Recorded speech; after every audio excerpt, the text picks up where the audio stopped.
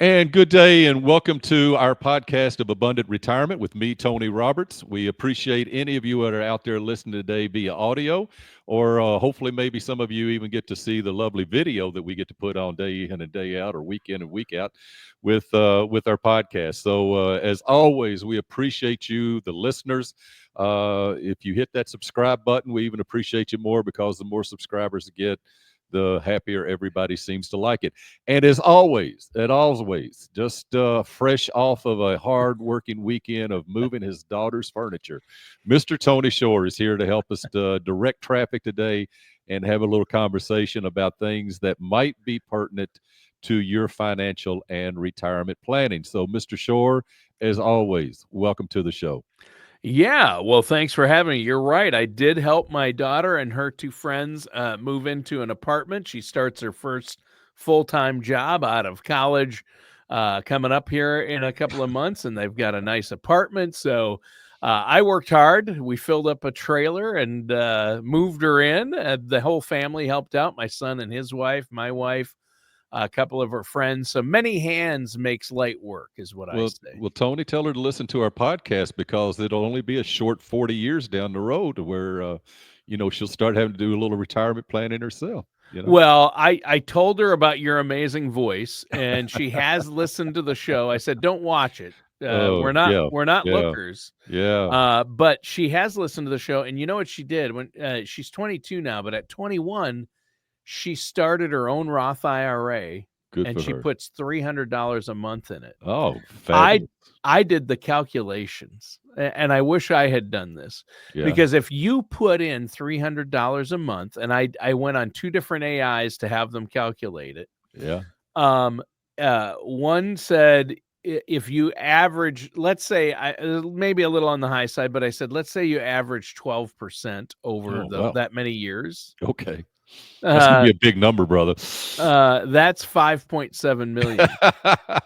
Even if you only average 8%. Yeah, It's like $4 million, and yeah, you only put in 130 some thousand yeah. over I know it. between now and when 65. So Yeah, if you start when you're 21 and say put in $300 a month into a Roth until you're 65, if over that time the average return is 10%, yeah, 8 sure. 8 to 12%, you're going to do well. Yeah, and again, what, 95% of that's gonna be all tax-free, which is Yes. the two favorite words in retirement, tax-free. Yes, tax Yeah, free. there So you a go. Roth is good, but that's what we've learned from you on past shows, Tony. And so I'm happy to be here on the show. I'm excited. How was your weekend? Did you help anyone move? No, not this weekend, but I think it's coming down the pike here in a weekend or two. My girls are doing some things, and I think Dad's got to get the truck and trailer out to maybe Oh, help get a few things wherever they need to be. So yeah, it's always sure. good. It's always good. Yep. Yeah, That's what we do as dads, I guess. yeah, That's part of it. that's part of it, man. That somebody told me, you kick the boys out of the house, but the girls stick around forever, and that Yeah. could be partially true, but For that's okay. better, but mostly for better though. You need them. Oh yeah, yeah, They're going to be a help later on in life exactly right. when you and No, I can't remember anything. exactly They'll be right. there to Yeah, help us. yeah. My youngest always tells me, he said, "Dad, don't worry about it. We're going to feed you some good Jello when you can't take care of yourself." So Uh, yeah, sure.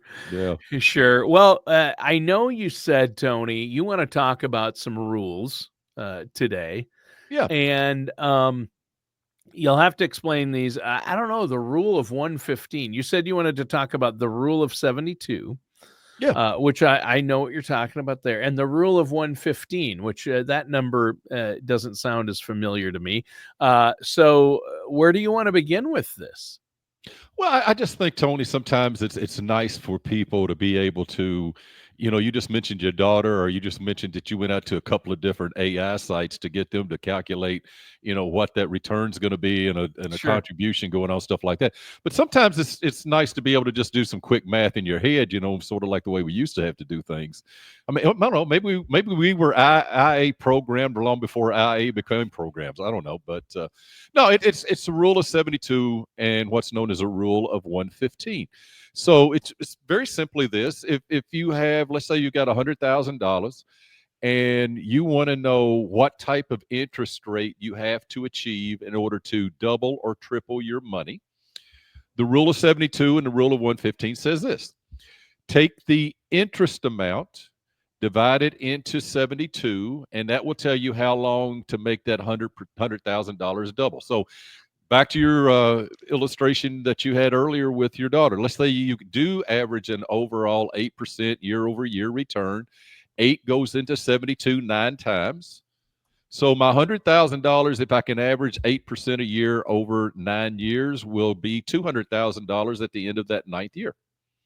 So again, it's just a way of doing some simple math in your head and trying to figure out a few things. Now, if you want to triple, then let's just say we've got a 5% return, and that divided into 115 is 23. So for us to triple our money at a 5% year over year return, well, it's going to take 23 years. So if I start out with 100,000, then it's going to be 300,000 in 23 years at a 5% return. So just some things to be able to figure out yourself sometimes, and this, that, and the other. In the case of what you just described with your daughter, I mean, it's not only doubling the money, but she's got ongoing contributions going in and month out. So again, that makes the picture get bigger and even faster and everything else like that. So those are some things to look at. Now, flipping it over, Tony, it can also work against you. Okay, so let's say you got a mortgage at 7% or 8% interest. I don't know if it's 8% now, but sure, it was flirting with it a few months back. But if you've got a mortgage or something like that, or are you sitting there saying, hey, look, if I'm paying interest out to somebody, if I owe somebody money and different things like that, this thing can work against you. Your debt, if you don't pay it down or whatever the case may be, at 8%, $100,000 of debt at 8%, if you're not paying it off, guess what? In 9 years, you owe $200,000. So again, it can work for you or it can work against you. And the other thing too, I think when it comes to retirement planning, is we've got to be a little bit conservative, because let's say we do earn that 8% year over year return. So do you want to take all of that 8% out and put it in your pocket? Because, if you're using that portfolio and the interest that portfolio earns for income, then you may sit there and say, oh, I earned 8% this year, I'm going to take it all out. Well, what happens if 2022 repeats itself and everything's down 15, 18, 20%, and you say, but I still need to have 8% in my pocket to have the income I need. So again, you got to be very, very careful in the fact that, in the good years, maybe you don't take all of the excess, because that way in the bad years, whenever you pull out and things are down, you're not overwhelming your portfolio or doing things of that nature right there. So again, it can work for you when it comes to compounding and doubling and tripling, but it can also take away. And those are things you got to look at, because again, most people have a two-legged stool, which is not very good. No. When it comes to retirement planning, they've got their Social Security and they've got whatever they've accumulated in their TSP or 401k, and that's it. And it's all in the market. It's all in the market. So again, do you diversify and do you do different things with it? Now, some of you out there may have pensions. That's great. You're operating off a three-legged stool, and guess what? Three-legged stool will support you, but a two-legged stool is going to fall over. So yeah. I don't know if all three-legged stools could support me, Tony. No, Tony. I need 4 legs. Tony, and you be careful. Be careful.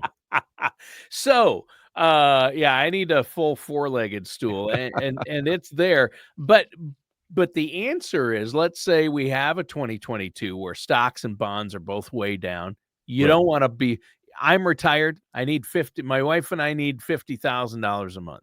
Right. We've got all this money in our IRA or 401k, or it's all in the stock market, which is a lot of retirees. When they retire, it's all in those 401ks or IRAs. So I don't want to be pulling money out in a down year if we have another 2020 or 2008 or 2022.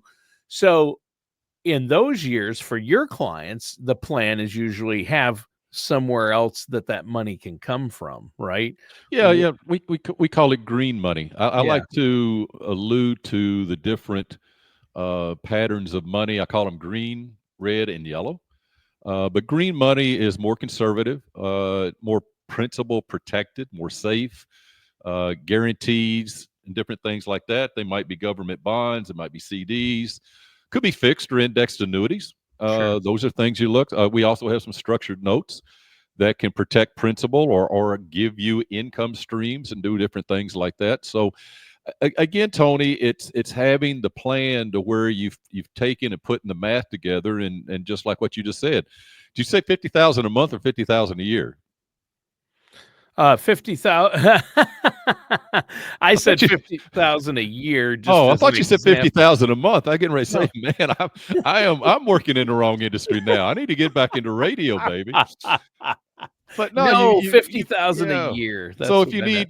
if you need 50,000 a year, and let's just assume that Social Security is giving you and a spouse 40 of that, then Sure. it's like, okay, where am I going to get this extra 10? Well, if the market's going up, then let's go spin it off of the earnings off of the market and pull 10 out regardless of Sure. what they made. But yeah, like you said, if it's 2022, the markets are down 15, 18, 20%, then that leads back to, do I have any green money, and does it make sense to maybe take, my proceeds out of that green money and leave my managed money, my money that I've got in the market, leave it there and give it time to recover. Yeah. As I've said so many times, and the way of the world, the market always comes back. Yeah. It just makes a difference on the timing.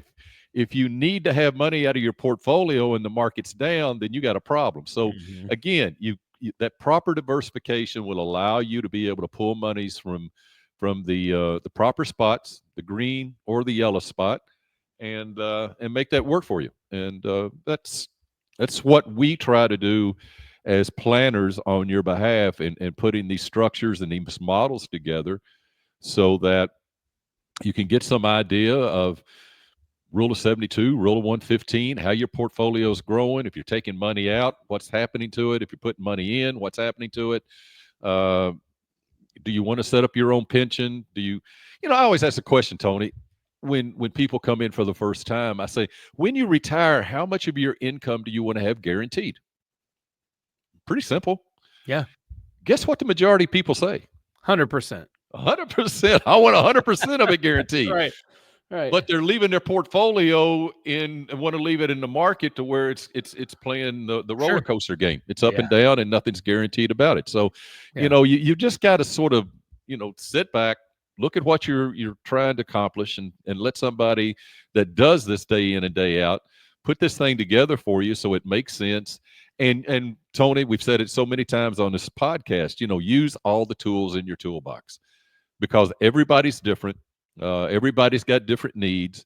I don't like these people out there that pigeonhole everyone into saying, well, if you're not 100% in the market, you're losing, or cash value life insurance is horrible for anybody.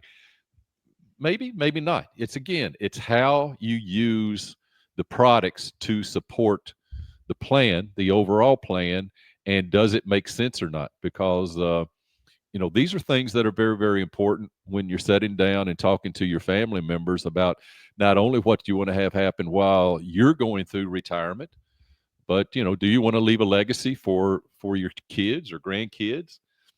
To some people, that's important. Other Yeah. people, it's not.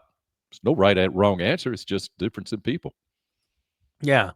And so when we talk about rules of thumb, when you hear these talked about, whether it's in the media or on the radio, wherever it's at, that's what they are, as rules of thumb. And you like to get to know people specifically and their needs and goals, because everybody's situation is different. But you do need a starting point, and it's a good starting point maybe to use rules of thumb, at least to get an idea of where you might be headed, right? Yeah, that's true to a certain degree, but our industry is famous for giving rules of thumb that to me are myths. Yeah. Because here's one, Tony, or I'll give you a couple of them. Okay. You can live on 20 to 30% less once you retire. Oh, yeah, I've heard that. Yeah, you only need 80% of your income. Yeah.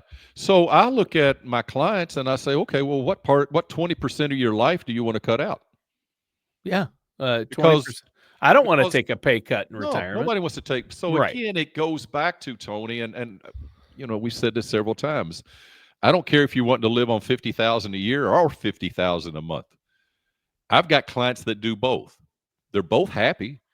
It's just they've got different lifestyles. But I will tell you this, if you've got a lifestyle right before you retire that's in the ten to $20,000 a month range, then guess what? When you retire, you don't want to start living on 3 to 5. That's not going to support the lifestyle you want to live. And maybe you need more, because guess what you get to do once you retire?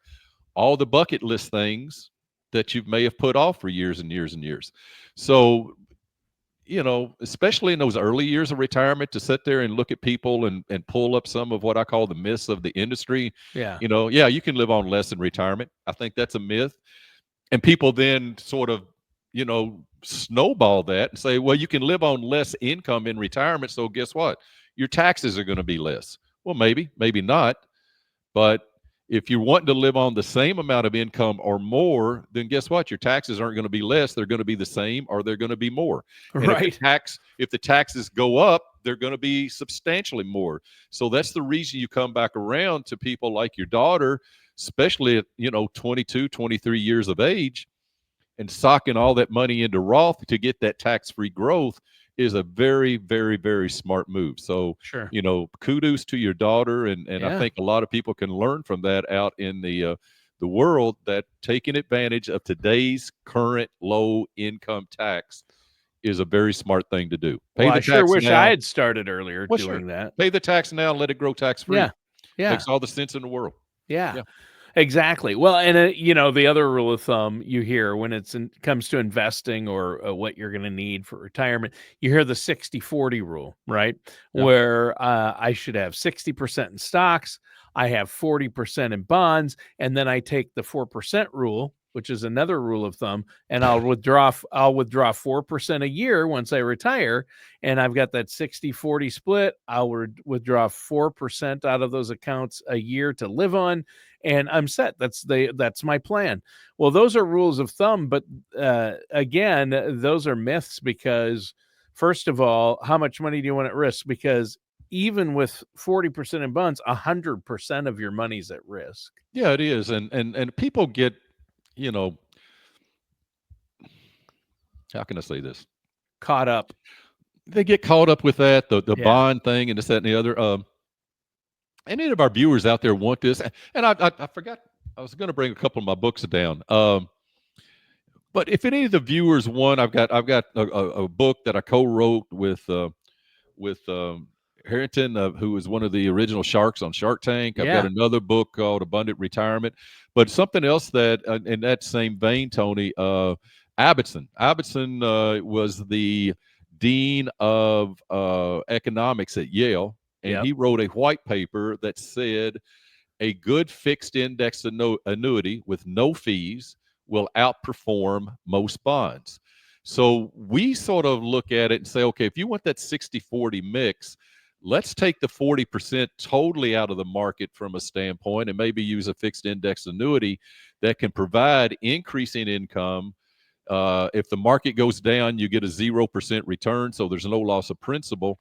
And then you give your 60% that's in stock the ability to recover, do whatever. And Sure. so So you're not those are going to the things lose we look at. principal, unlike a bond where you can lose principal, and it is at risk. The fixed index annuity, you at least have some principal protection there, right? Exactly right. Yeah. Because what happens with the bond, if you get a bond that gives a high yield, then you got a valuation issue that starts happening to you. So Sure.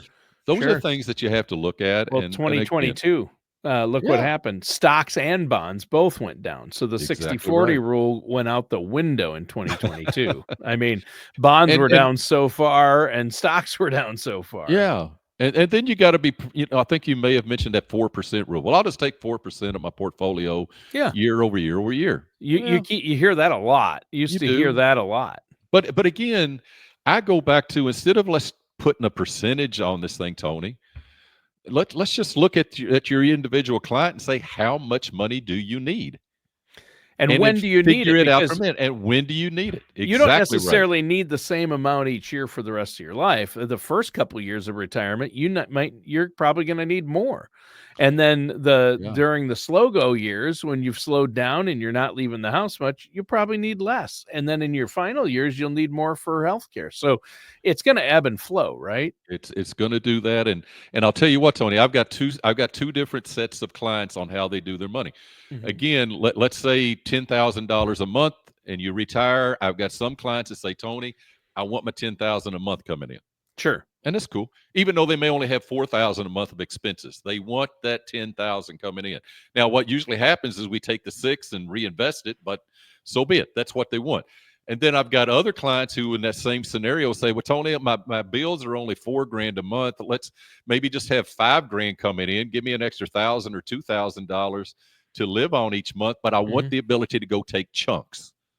I'm going to Sure. take that 2 or 3 week trip to Europe, so I need to go, pull out 20 grand or do whatever the case may be to go do it. So Hmm. these are the things that go back into the planning mechanism, building the models so that you can see from a very conservative standpoint how this thing is going to pan out, how it's going to make sure to give you increase in income, how it's going to make sure to make doubly sure that you don't go broke. And then once you have what I call 1A and 1B, the income and the consistent maintaining and growth of your wealth, then you can start layering the tax planning, legacy planning, long-term care, whatever else you might want to layer on top of that, as long as you've got the income, as long as you've got the sustained growth Yeah. and the wealth. Yeah. And that makes sense. But again, it comes down to each individual's own personal situation. What are their personal goals? Everybody has some different goals and a different time Everybody's different. horizon, Yeah, right? everybody's different, Tony. Yeah. It's just everybody's different. So, I know planners out there that just sit there and take, carte blanche and say, here's a plan we use for everybody. Just, tweak it a little bit to make it feel good for you. That just doesn't work. I mean, when you start having people who got a half million, million, 2 million, $5 million worth of wealth, you can't treat somebody with $5 million worth of wealth the same way you treat somebody that's got a $500,000 worth of wealth. They just got different needs, different tax Sure. issues. Everything's different. So again, you have to be able to customize. You have to be able to have the experience and the knowledge to understand what your client needs and the best possible scenarios to put them in to achieve it, and find out what they want for down the road. Hmm. We try to make things pretty simple. Your money can only do two things. It can only take care of you while you're here, or it can take care of others once you're gone. Yeah. But there's a whole lot of different balls that can bounce in the air off of each Sure. one of those two scenarios. So, Yeah. that's what we try to do here, and it's fun. People ask me all the time, Tony, when are you going to retire? I said, why would I want to retire? I'm having a blast doing what I'm doing, so why would I retire? And Yeah. you know, I don't know. Maybe I'll work till I'm 100. Yeah. Some people, well, I mean, I plan on working for a long time, but we plan, God laughs. Sometimes that happens. So Yeah, you never know. We might have to retire sooner, but you and I are lucky because we have jobs that we love yeah, and we get to help people and work with people. So that's fantastic. right. Not everybody's in that situation. Some people are like, nope, I've worked hard. I put my nose to the grindstone and the whole goal was to retire by the time I'm 62 or 65 or Yeah. 67 or 70. So I'm thinking at least my full retirement age, but if my voice holds out, I'll keep doing this show every week with you, Tony. Well, Tony, as I've said so many times, you have got a voice for radio. Yeah, and I've told you you have the perfect face for radio, so I think that's even. I mean, that's good. Your voice is better for radio than I Oh, am, yeah, mine, but yeah. my face is better for radio, so that's good. I know it. If I could Uh, just get this country twang out of it, it'd be even better. Well, that's Louisville talking. Yeah, That's got a little, Kentucky. You can't got a, take the Kentucky out of the boy. yeah. You could take the boy out of Kentucky, but you can't take Kentucky out of the boy. You know that. You got that right. You got Yep. that right. Well, hey, great show today. Let our listeners Oh, know one more time before we go how they can get a hold of you. sure. 2 or 3 ways. You can go out to our website, arobertsassociates.com, arobertsassociates.com. Call us toll free, 888-955-3665. Again, 888-955-3665. Email us at info at abundant retirement planning. Again, abundantretirementplanning.com. And we can do it that way. Or you can text us at 502-632-3339. Drop us a line. And for anybody who takes advantage of any of those contact initiatives and would like to set up a time to sit down and have a conversation with me, just remind me. And again, I'll give you some copies of the books that we've been able to write through the years. If you'd like a copy of that white paper by Abbottson, I'll be glad to pull that off and provide it to you. But there's a number of ways to reach us and a number of things we can do. And again, Tony, the first couple of meetings we're going to have, there's no charges. We're just trying to discover if we can help you or not. And if we can, give you some idea of what that's going to look like so that you can make a better decision of who you want to work with going forward. Yeah, there you go. Well, I think that's so important. Thanks, Tony. And listeners, thanks for tuning in, and viewers, to Abundant Retirement with our host, Tony Roberts. Thanks, Tony, man. See you.